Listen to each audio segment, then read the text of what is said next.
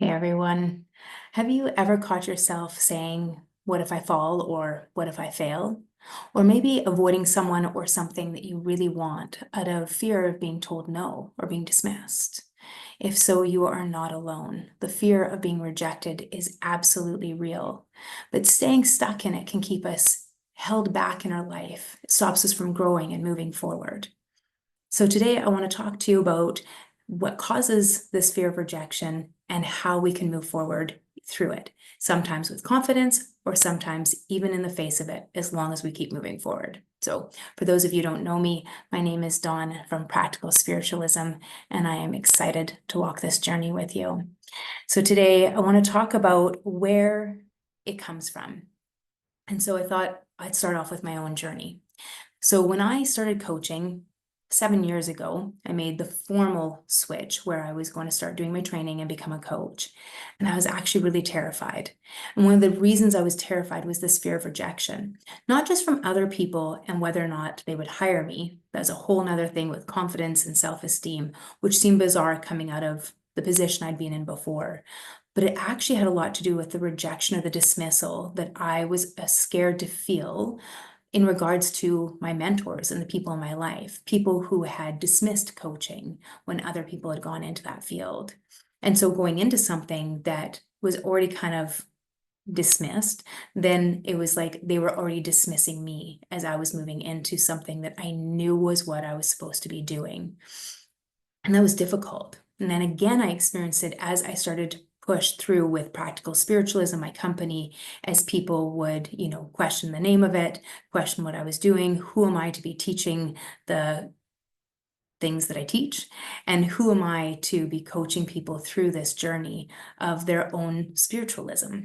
And so it became this moment where for a long time I stayed stuck. I didn't really move forward. I didn't, really put myself out there. I do it a little bit, enough to say I was, but a lot of my work came through word of mouth because I had this piece holding me back from really stepping full in out of a concern of what would somebody else say to me? What if I failed? Or what if I failed? What if I fell? So this became a big issue for me. So big, in matter of fact, prior to even doing coaching, I had it tattooed on my ankle. And it literally says, "Oh, but what if I fall? Oh, but my darling, what if you fly?" So let's lead into this because this has been an ongoing topic for my entire life. And until recently, it really would keep me stuck in some old patterns and habits. So first and foremost, where does it come from? So as I said, it often comes from our past experiences. It can come from friends, family, school, career, and they all create limiting beliefs about ourselves or about the things that we're about to do, just like I said in my story. And so, you know, often what we'll get into our heads is if it's a failure issue, if I failed once, what if I fail again? And it'll stop us from trying again. And we see this in relationships. We have one terrible relationship or two or three or four. Some of us are suckers for punishment. And then we get scared to get into another big relationship or open our heart again out of fear that it's going to get broken again, or we're going to be dismissed again. And these issues become real, and the past ends up directly dictating our future or our present life. So if they didn't like me, no one will now. That was a big one when you look at bullying. And so if we have been dismissed or we've been rejected from circles of people, then it gets scarier to put ourselves out as we move forward. I had this growing up as a child where I was bullied a lot in elementary school.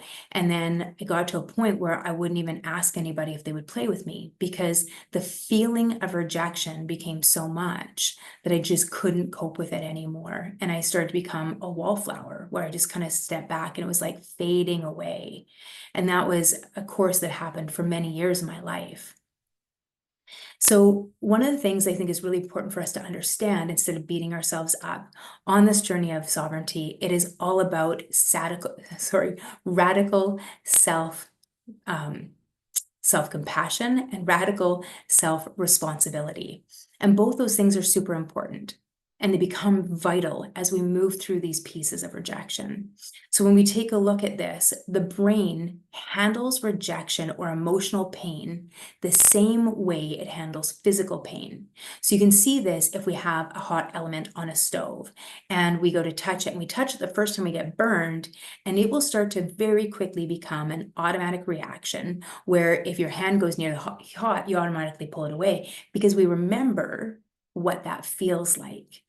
And the same thing starts to happen when it's something emotional. In my world, we would call it a heart wall.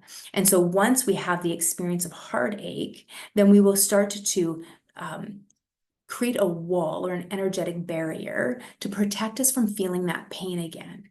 So it happens in the exact same way as it would happen if we burnt ourselves physically, if we feel we got burned mentally or emotionally. And that's important to know because we need to not beat ourselves up. We need to have radical self-compassion. This is a big deal. We're all trying to figure out this world. And it doesn't mean that we become victims or we blame the situation or why did this happen to me? Instead, what we do is we look at it as, yes, that happened once, but it doesn't mean it will happen again.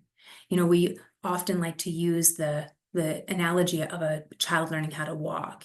If a baby stood up once and fell down, it was like, well, that didn't work out. I'm never going to walk again. We would all be sitting scooching around on our butts. So if you think of it from that point of view, it's a good logical way to start to trick the brain. Like, hey, but this happened, so we could try it. We could inch a little bit more forward. So keep that in mind as we're moving through these pieces. And when we take a look at fear-based thoughts, they keep us safe in the short term, but they also prevent us from expanding into new opportunities. So if we take a look at the bullying piece, if I'm not asking anybody to play, it means I miss so many opportunities to make new friends in the future, which was definitely the case for me. It would often be somebody else creating that connection first, and then I would respond. But very, very difficult for me to be the first person to reach out. And we see that as we take a look not only on new opportunities, but how that can affect our relationships. Because if I'm always waiting for somebody to invite me, they may get sick and tired of always being the one that needs to do the inviting. And it's a very off balanced relationship. So we need to create that harmony within our relationships. So keep that in mind as when we're thinking like this fear is protecting me. It feels like that, but it actually is most likely harming you because it pretty much always does. There's going to be examples where you're going to be like, no, it protected me over here. And that's great. But 1 out of 10 isn't enough to make us stop our evolution, to stop us from our growth pattern, to stop us from our awakening, to allow us to be controlled and manipulated by our past experiences, because that's really what's happening. If I stop moving forward because of this situation, that old situation is manipulating me and I'm being controlled by it so that I don't show up in my life as who I am meant to be, who I have made the deal, the contract to show up here and be in my life. And do you want to be affected by the people of your past? Do you really want little Susie from grade 3 being the reason that you don't show up in this world, supporting, helping, creating light in this world the way that you're meant to? Probably not. At least I don't. So the other thing to keep an eye out with this is when we take a look at it from a fear place, is it's like all these opportunities are there and we have this moment where like, no, no, no. And it's like you're standing in front of this open door, but telling yourself that it's locked to you. Oh, it's only open for everybody else, but it's locked for me. That's not the case. The door's open and it's for each of us to make the choice to step through it or the choice to stay where you are. And that's vital. That's radical self-responsibility. So you are responsible for the choices that you're making and whether or not you're stepping through those doors, even if it's scary. That's the joy of a buddy system, is having somebody that walks through those doors with you, or at least cheers you on when you make those steps through the doors. So how to shift our mindset and take action. So the first thing that we want to do is we want to get curious about our fear. So what's really driving this fear? As I was coming forward with the sovereignty program and stepping into this next phase, this next plan that is being put forward, I had a real fear, a terror of not actually rejection, but of ridicule and persecution. And so I had to stop and go, where is this coming from? Where is this, like this lifetime? Is this a past lifetime? Is this my story? Is this my mother's story? Where is it coming from? And I can look back and find a whole bunch of places where that made a lot of sense for me. And so once I was able to do it, I could start to challenge the thought. So when we look at that, is this fear a fact or is it an old story? And very quickly it became an old story. And I have the choice now if I'm going to continue to feed my energy into that past experience, or am I going to shut it down? And often we'll get kind of sidetracked, or we use it as a way to sabotage our forward momentum by saying, oh, I just got to stand here right for a moment and I'm going to heal. I'm going to call my power back. So I need to deal with all these old wounds. So I can't move forward quite yet. And I did this for years. And the truth is you don't. I always say, you don't want that power back. It has their cooties on it. So just shut it down. Just shut it down. Cut them off. It doesn't mean that you're cutting people out of your life. It means you're cutting off the flow of your power that you have been giving to these other people that is stopping you from manifesting the life that you deserve and is your birthright. So keep that absolutely in mind. We can go through those healing processes, but we can also say, enough. I am holding my power now. That was then, this is now, it's no longer relevant. I'm moving forward, which is what I had to do to finally make that step forward into creating a YouTube video, even when they weren't perfect, or, stepping forward with a program that I'm still, letting evolve because I'm in co-creation with the universe as I create it. So of course, I'm not going to know all the parts as we begin to move forward. They just keep coming as I need them. And there's a level of trust in that, where we start to co-create with the world instead of thinking that we have to do everything all by ourselves. So micro steps, don't aim for perfection. Like I just said with the YouTube videos, go for progress. The more that we do these things, the more that we just get good at it. The more that we've got those points there. I teach on this all day, every day, and yet I need notes as soon as I put a camera on me. So we go for progress, not for perfection. And then celebrate the rejections. This becomes a big one. So every time you get a no, it just means you're closer to a yes. We see this in places, in business, in sales, that sort of thing. But it also can be in relationships. So just because somebody says no to you one time, say it's in a relationship when you say, will you give me a hand? Or can you help me with this? And they say no, it doesn't mean they're going to say no again the next time. So is this actually a no, not ever, or is this, just a no for now? And maybe it is a no for that person, but maybe they're not your person. So maybe it is that we're going to get yeses from other people. So we need to not just assume that the no is coming every single time. And then the next one is visualizing our success. So see yourself succeeding. This is probably one of the most powerful pieces that I have ever experienced in my personal life, which is to actually visualize the success. There's all sorts of coaching tools that get used for this, where you stand where you are now and you've got this big goal up ahead, and we kind of make the steps towards the goal. And then all of a sudden we'll take this moment where we step back into the present moment, and then we step into it and we kind of visualize the feeling of what that will feel like in our bodies.